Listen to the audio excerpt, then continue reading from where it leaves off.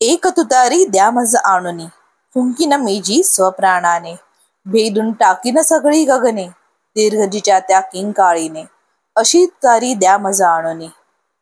नमस्कार, मी Neena. On blog मध्ये मी तुमचं सहर्ष स्वागत करत आहे. आठवते का मित्रांनो, आपल्या शालेय अभ्यासक्रमातील ही कविता. शालेय जीवनात निव्वळ काही मार्कांसाठी पाठांतर केलेल्या या कवितांचा अर्थ त्या अल्लड वयात आपल्याला कधी समजलाच नाही. पण जेव्हा आपण या पवित्र भूमीत पाऊल ठेवतो, तसे तसे कवी केशवसुतांच्या कवितांचा अर्थ मनाला उलगडायला लागतो. 18व्या शतकात जेव्हा भारत पारतंत्र्यात होता, तेव्हा ब्रिटिशांनी देशावर अत्याचार केले होते. कवी केशवसुत यांनी खंबीरपणे उभे राहून सामाजिक सुधारणा, अंधश्रद्धा, सर्व गैरकृत्य, रूढीवादी परंपरा, श्रद्धा आणि कट्टरता याबद्दल आपले मनापासून भाव दिले आहेत. या अशा महान कवींच्या मनातील खोली पाहता या पवित्र स्थानाचे, निसर्गरम्य परिसराचे आणि अथांग सागराचे संस्कार त्या कवी मनावर झालेले जाणवतात. या रम्य आणि शांत वातावरणात पारंपरिक विचारांना आव्हान देणारा कवी या मातीत जन्माला येणे म्हणजे निसर्गाची किमयाच नव्हे का? कवी केशवसुत स्मारक हे गणपतीपुळेपासून अवघ्या 2.5 किलोमीटरच्या अंतरावर मालगुंडी या गावी आहे. या गावाला सुंदर समुद्रकिनारा लाभला आहे. गावात प्रवेश करतात सुंदर कौलारू घरे आहेत, नारळाच्या वाड्या आणि अगदी रमणीय असा परिसर आहे. हे स्मारक सकाळी 9 ते सायंकाळी 6 वाजेपर्यंत पर्यटकांसाठी खुले असते. प्रवेश शुल्क 10 रुपये आहे. स्मारकाच्या आवारात प्रवेश करताच 18व्या दशकात आल्याचे भासले. परिसर अगदी सुंदर जोपासलेला आहे. प्रथम घरासमोर अंगण, अंगणात दीपमाळा, तुळशी वृंदावन आणि विविध झाडांनी सुशोभित केलेले आहे. घराची ठेवण अगदी सुबक आणि कोकणी शैलीची आहे. घराबाहेर अंगण, मग पडवी, पडवीत पाळणा, ओटी, माझघर, देवघर, केशवसुतांची जन्मखोली, स्वयंपाकघर अशा विविध खोल्यांनी सजलेले हे घर. घराची जमीन शेणाने सारवलेली आणि छत कौलारू. त्यांचे लेखन टेबल बैठकीच्या खोलीत ठेवले आहे आणि त्यांची प्रसिद्ध कविता नवा शिपाई ज्या खोलीत त्यांचा जन्म झाला त्या खोलीत प्रदर्शित केलेली आहे.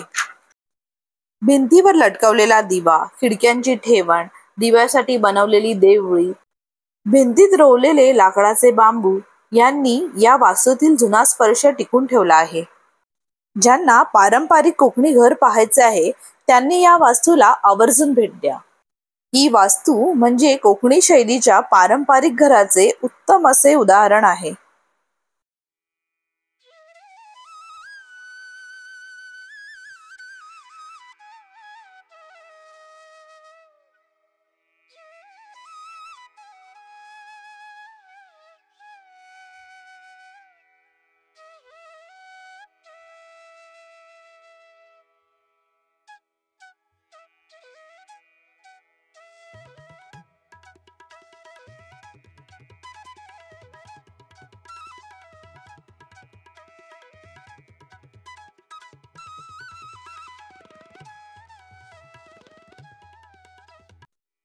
घराच्या मागील बाजूस कवी केशवसुतांच्या कविता ग्रॅनाइटच्या दगडावर लिहिलेल्या आहेत.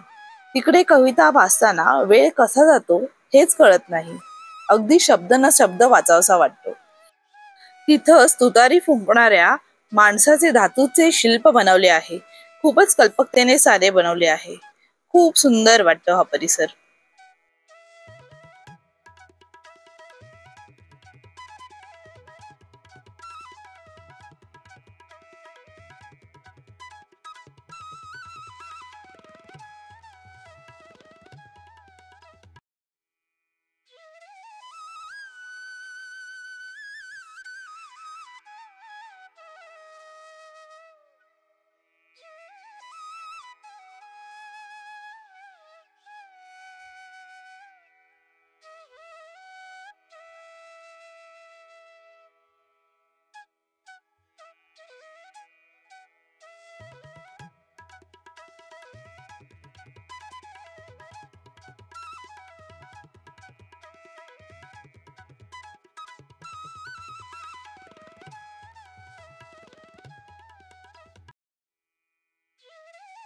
इथून जरा अजून पुढे गेल्यावर पुढील आवारात कमळाचे एक सुंदर तळे आहे. तळ्याच्या मागील भिंतीवर कवी केशवसुतांच्या कवितेतील 2 ओळी कोरलेल्या आहेत.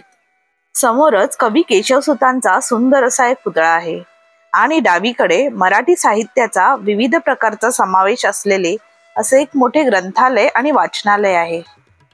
ग्रंथालयाच्या उजव्या बाजूला आधुनिक मराठी काव्य संपदा अशा नावाची एक खोली आहे. या खोलीमध्ये अनेक नामांकित उल्लेखनीय मराठी कवी आणि त्यांचे साहित्य याबद्दलची माहिती, त्यांची छायाचित्र आणि त्यांचे साहित्य म्हणजेच त्यांच्या कविता अशी दर्जेदार माहिती असलेली ही खोली आहे. लहानपणापासून आजवर ऐकलेल्या कविता, साहित्यिक, कवी आणि सर्वात महत्वाचे म्हणजे त्यांचे कधीही न पाहिलेले छायाचित्रे बघून ते सारे पुन्हा पुन्हा बघावेसे वाटते, सारे काही नजरेत साठवावेसे वाटते.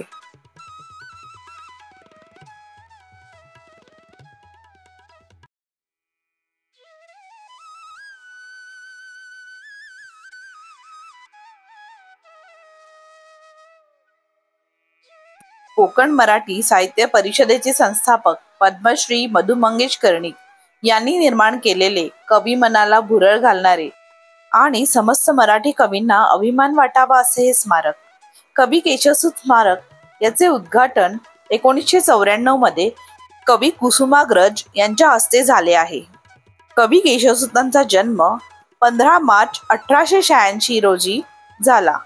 व्यवसायाने जरी ते शिक्षक असले तरी कविता हे त्यांचे प्रथम प्रेम होते. कवी केशवसुतांनी अवघ्या 39 वर्षाच्या आपल्या कारकिर्दीत 132 कविता लिहिल्या आहेत. अन्याय, विषमता, प्रेम, सामाजिक बंडखोरी, मानवतावाद आणि राष्ट्रीयत्व यांसारख्या विविध विषयावर त्यांनी कविता लिहिल्या आहेत. कवी केशवसुतांना आधुनिक मराठी कवितेचे जनक मानले जाते, कारण त्यांनी रूढी आणि परंपरा यावर आधारित असलेल्या या जगात बदल घडवून आणण्यासाठी आणि समानतेसाठी आवाज उठवणाऱ्या कविता लिहिलेल्या आहेत.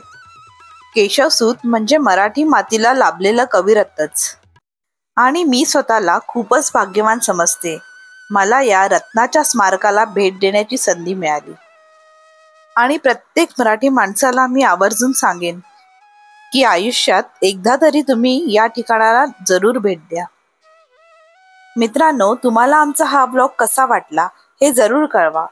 तुम्हाला जर आमचे व्हिडिओ आवडले असतील तर आमच्या व्हिडिओजला लाईक, शेअर आणि आमच्या चॅनलला सबस्क्राईब करा. धन्यवाद.